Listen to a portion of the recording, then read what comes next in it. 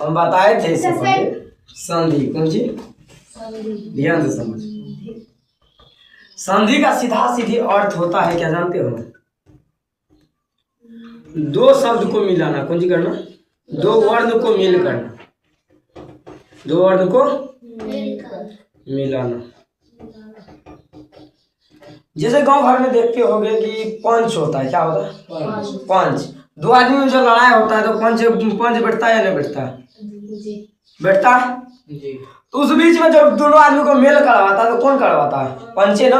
उसी को हम यहाँ पे संधि बोल सकते हैं। क्या बोल सकते हैं व्याकरण में उसको? संधि। वही कहलाएगा जो दो वर्ण को क्या करेगा? मिलाएगा। संधि का सीधा सीधी अर्थ क्या कहलाता है? मिलान करवाना। कौन सी करवाना? मिलान करवाना। तो इसको हम बोल सकते हैं, सीधा इसको बोल सकते हैं कि जो दो वर्णों के मेल से। क्यों जी? वर्णों के मेल से पैदा होने वाले विकार को, पैदा होने वाले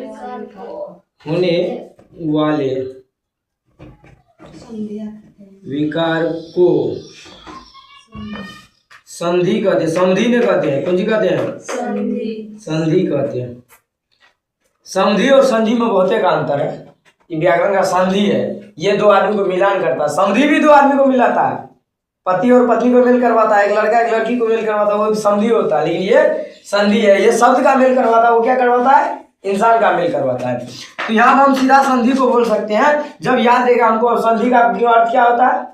मिलान करवाना। क्या करवाना होता है? मिलान करवाना। तो हम बोल सकते हैं दो वर्णों के मेल से। कौन चीज है? दो वर्णों के मेल से पैदा होने वाले विकार को क्या बोल सकते हैं हम? संधि बोल सकते हैं। क्या बोल सकते हैं? संधि। उसी संधि का तीन भेद। कितना भेद? तीन भेद।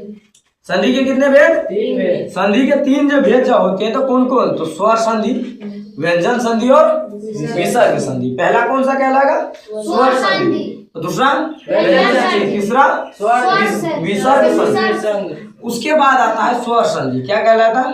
पहला कौन सा? स्वर संधि। स्वर संधि कहता है वैसा संधि जो दो स्वर वर्ण के मिलने से पैदा होने वाले विकार को, पैदा होने वाले विकार को क्या कहते हैं? स्वर वर्ण। मतलब कहने का हुआ कि दो वर्ण मिलेगा तो कौन सा वर्ण? तो स्वर वर्ण मिलेगा। कौन सा वर्ण? इससे पहले बताए थे स्वर वर्ण किसको कहेंगे? बताए हुए स्वर वर्ण।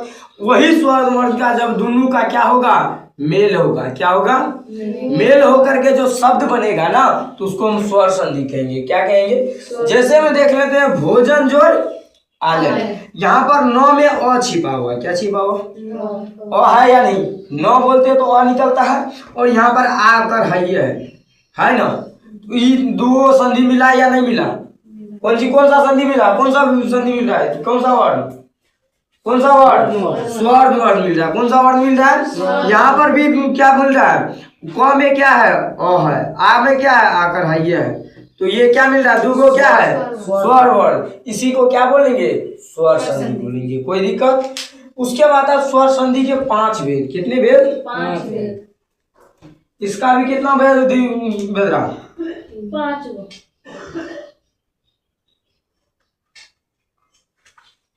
स्वर संधि के पांच बच्चे हैं। कितने बच्चे? पांच भेद। पहला कौन सा आ जाएगा?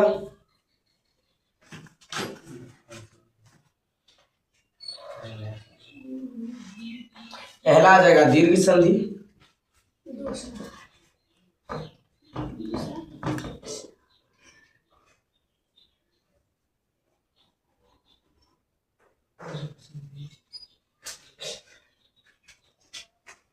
दूसरा आ जाएगा गुण संधि।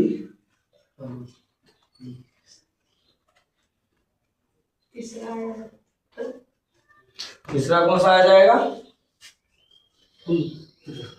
दीर्घ गुण वृद्धि संधि। कौन सा? वृद्धि।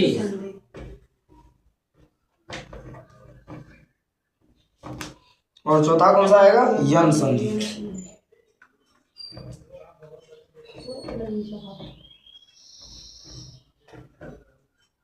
और पांचवा कौन सा आएगा?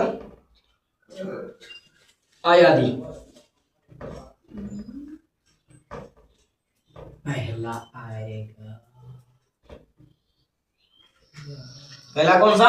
दीर्घ संधि। पहला आ जाएगा दीर्घ संधि, दूसरा गुण संधि, तीसरा वृद्धि संधि, चौथा यन संधि और पांचवा आयादी संधि। याद रहेगा? चल छाप तो फटाक और